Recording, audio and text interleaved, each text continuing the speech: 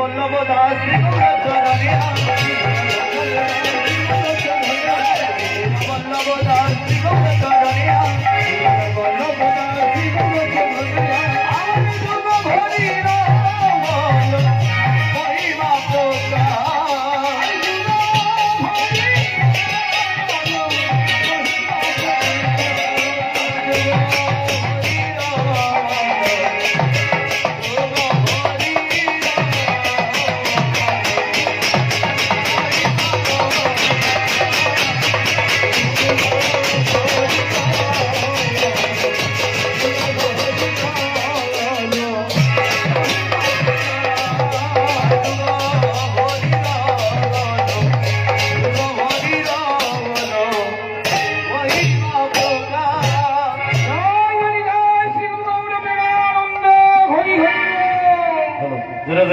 হরে কৃষ্ণ হরি বল।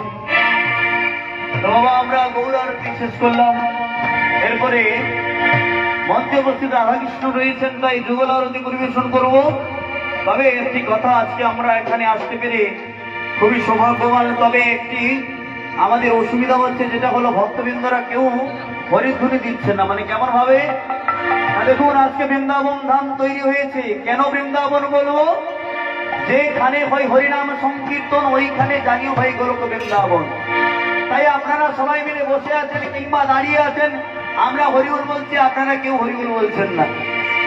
আজকে যদি কেউ ভক্ত হরিবল বলে তাহলে হয় 1 লক্ষ নাম, কারণ আজকে মহাপ্রভু রয়েছেন। তাই বাবারা মায়েরা যিনারা বসে রয়েছেন কিংবা দাঁড়িয়ে রয়েছেন, সবাই মিলে একটু চলে আসুন, উঠে পড়ুন। সবাই মিলে চেয়ারে কেউ বসবেন না বা দাঁড়িয়ে থাকবেন, একটু চলে আসুন। আজকে এই মহাপ্রভুর কাছে, মহাপ্রভুর পদচরণে আমরা সবাই মিলে একটু নেচে নেচে যুগল আরতি, তুলসী আরতি করবো। কারণ এই দিনটা কালকে আর আমরা পাবো না। তাই মায়েরা বাবারা বিশেষ করে অনুরোধ, সবাই মিলে চলে আসুন। লজ্জা কিনা বই দিন থাকতে নয়। আজকে আমরা সবাই মিলে বৃন্দাবনের মাঝে যুগল আরতি এবং তুলসী আরতি করবো। হরে জয় জয় জয় রাধা কৃষ্ণে যুগল মিল আরতি করে ললিতা